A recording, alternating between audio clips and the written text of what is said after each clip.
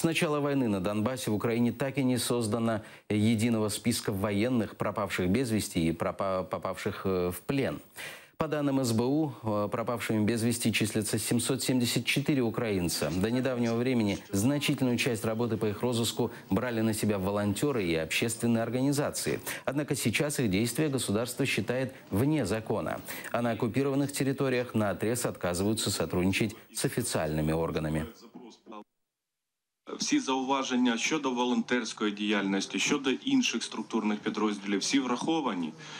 І там саме буде прописано статус волонтерів теж. І юридична їхня, от скажімо, можливість здійснювати певні роботи.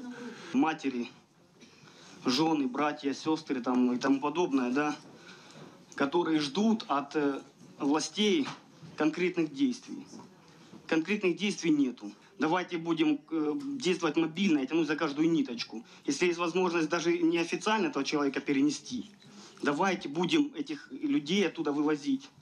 Не будем дожидаться Второй мировой войны, того безумия, которое было тогда. Забыть, а потом сейчас копать их спустя 60-70 лет. Чому Луганський, Донецький напрямок не дати нам повністю повноваження? Ми можемо вести пошукову роботу, ми можемо повертати тіла.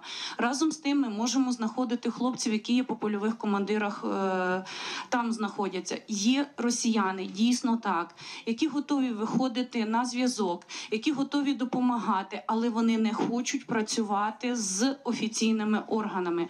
Моє прохання, просто допоможіть нам в цьому, координуйте.